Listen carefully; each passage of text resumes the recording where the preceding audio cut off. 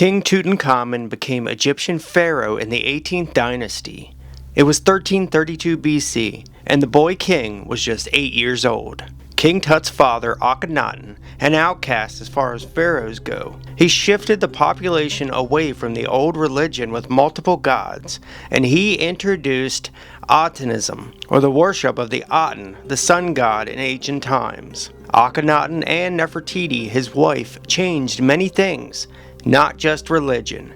He changed the capital city to Amarna. Artwork was changed. His statues and artwork are the only kinds that feature a pharaoh with strange facial features and even having a pudgy waistline.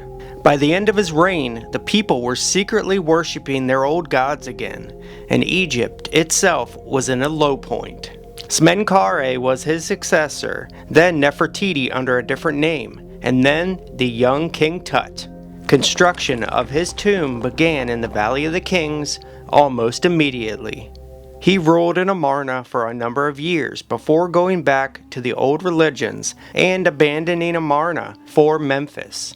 He ended some of his father's policies and became a well-liked pharaoh, even though Egypt was most likely ruled by his advisors until he reached an older age. King Tut built new buildings and monuments, and even fixed up monuments that were damaged during the Amarna period under his father.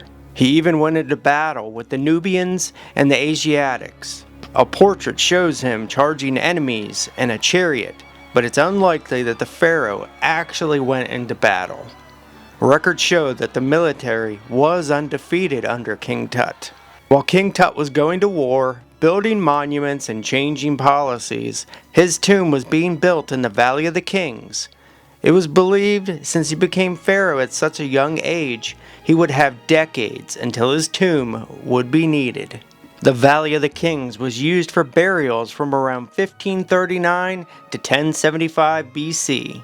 King Tut even moved his father's remains here during his reign as pharaoh. It is believed that Thutmose I or Amenhotep I were the first to be buried in the Valley of the Kings. There are at least 63 tombs in the valley. A secret village was nearby, Deir el-Medina, a village full of tomb builders and their families, as well as guards around the valley. This secrecy was put out in place to keep the tomb robbers out of the valley. But it is believed many of the tomb builders were the ones that were doing the tomb robbing. The tombs were often checked for tomb robbers and even patched up holes the robbers dug into the tombs. The valley had been used for 200 years by the time King Tut became pharaoh. In 1323 BC, King Tut was a 19-year-old strong pharaoh. Not much is known about his death, but the young pharaoh died and his tomb was hastily put together, and he was buried while the paint was still wet on the walls. Some believe the tomb of Ai was switched for King Tut's, since King Tut was in such a small tomb not fit for a king. Now we move forward in time 3,000 years to May 9th, 1874. Howard Carter was born in England to his father, Samuel Carter, and mother, Martha Carter.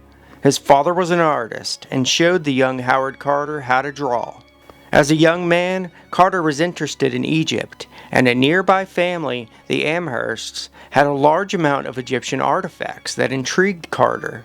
The Amherst family pulled some strings to have Howard Carter help the family friend Percy Newberry excavate and draw tombs in Egypt. Carter worked by drawing tomb decorations. In the late 1800s, Carter worked in Amarna. In 1899, he got a job as Inspector of Monuments for Upper Egypt in the Egyptian Antiquities Service. While supervising in the Valley of the Kings, it was there he met Theodore Davis, an American lawyer and businessman. Howard Carter began his own excavations around this time. In 1904, Carter was upset over locals stealing from tombs, but he was eventually transferred to Lower Egypt. He resigned from the Egyptian Antiquities Service in 1905. He began painting and selling his artwork to tourists. In 1906, he began working for Theodore Davis, but the pair fell out of favor with each other, and Carter was not hired again for another season. In 1907, Carter met Lord Carnarvon, who was an English aristocrat from England. Lord Carnarvon was into cars, and in 1903 you had to be rich to afford a car. This was years before the Model T eventually dropped car prices. Lord Carnarvon was in a bad accident while he was in Germany, and he had trouble recovering. His doctor recommended that he leave England during the winter months and move to a drier, warmer climate. He and his wife, Lady Carnarvon, then traveled to Egypt every winter and grew fond of Egyptian antiquities. He became friends with high society members and met Theodore Davis. He realized that he wanted to fund excavations and get involved with archaeology. He took the advice of the director of Egyptian antiquities, Gaston Maspero, to hire Howard Carter to plan and undertake those excavations. In 1907, Davis and his team found KV-54, which we know as King Tutankhamun's embalming cache. They did not know what this was at the time. They worked together year after year, Carnarvon and Carter. They had some success, but nothing even close to what would come, and they would be well known for later in life. In 1913, Davis believed that the Valley of the Kings was exhausted, and he retired. In 12 years, he had found about 30 tombs. He was convinced that he had found Tutankhamun's tomb, but Howard Carter was not so convinced. He knew that KV-54 and KV-58 were not King Tutankhamun's tomb. Lord Carnarvon took over the permit to dig in the Valley of the Kings in 1914. After talking with Howard Carter, he was convinced that there was still one tomb left in the valley to be found. Howard Carter set up a grid to be searched. He knew that previous teams had searched the Valley of the Kings and did not dig down completely to the bedrock and search every inch of the area. He would do a meticulous search of the Valley of the Kings so nothing would be missed. But in 1914, a little thing called the Great War started. This stopped all excavations in Egypt. During the war, Carter spent his time in Cairo, working with the British intelligence as a translator. By the end of 1917, work could resume, so Carter picked up where he left off, marking off sections after being searched meticulously. The years went by, and Carter did not have much to show for all of his hard work. Lord Carnarvon became tired of spending all the money for excavations and having very little to show for it. He gave Carter 1 month to finish out the season. Carter eventually had a long talk with Lord Carnarvon and asked if he could pay for another season with Lord Carnarvon's permit, even offering to give credit to Carnarvon if he found the tomb. It is believed that since Carter was so sure it was there and his willingness to put everything on the line, Lord Carnarvon agreed to fund 1 more season. A short time after King Tutankhamun's burial, it was robbed. The robber made off with a few things, but a pharaoh's tomb was filled with everything they would need in the afterlife.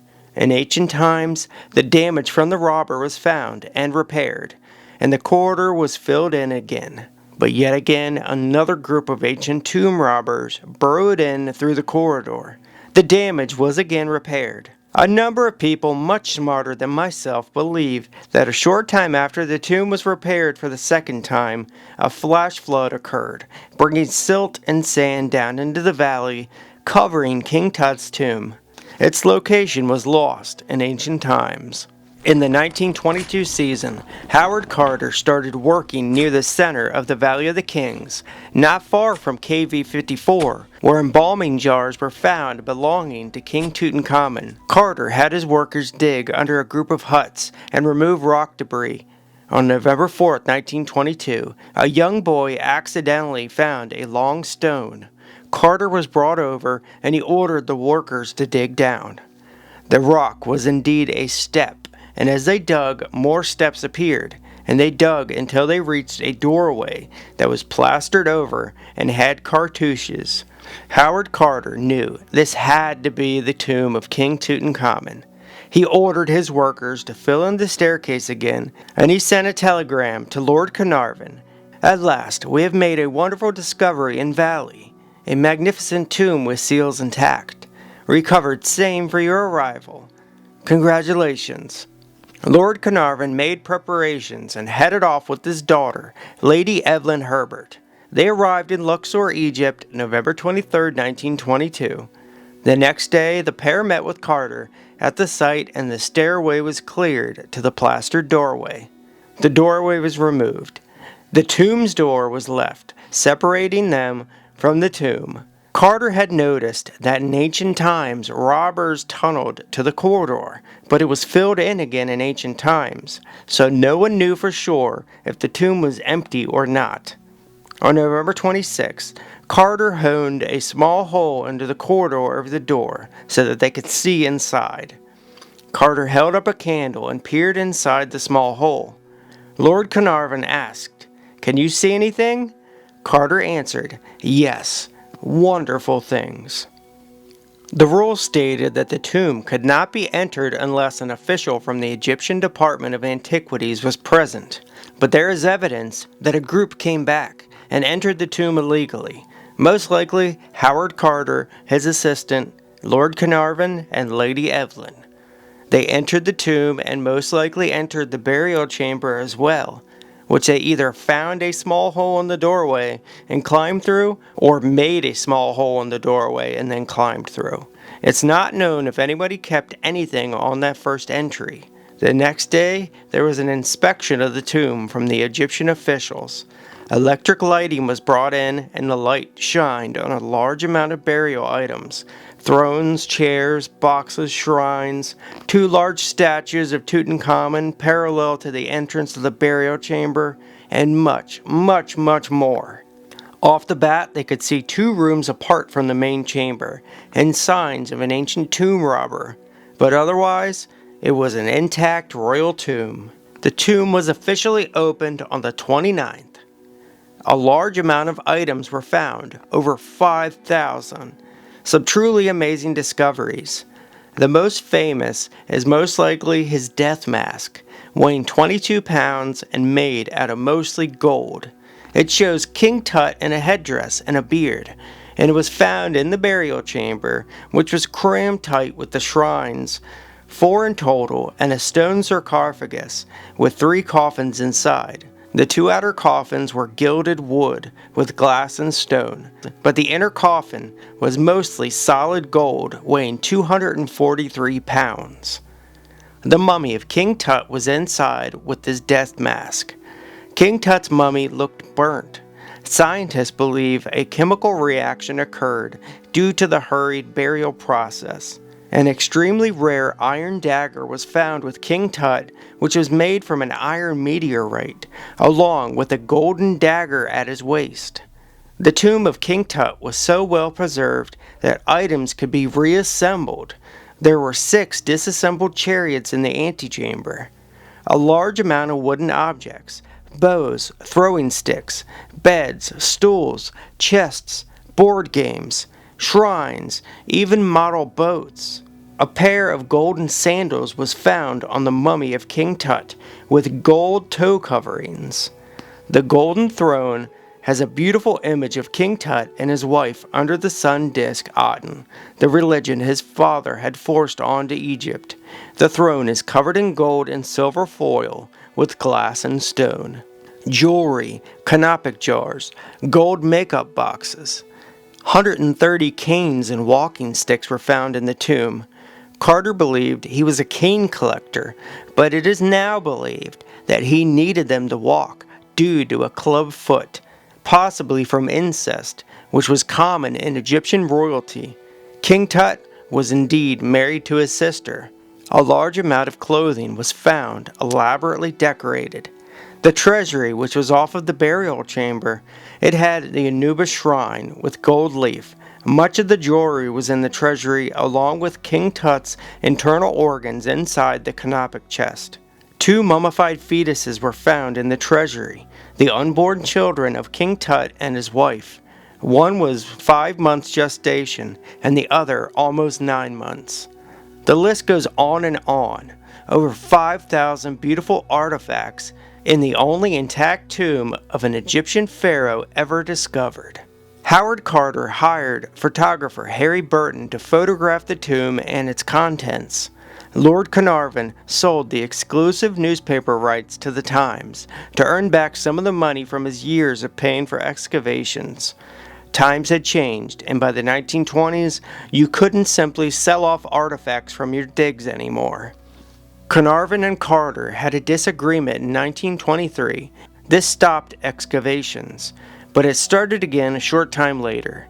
In March, Lord Carnarvon got bit by a mosquito, and he accidentally cut it while he was shaving one morning. It became infected, and a few weeks later, he died in a hotel in Cairo from blood poisoning, April 5th, 1923.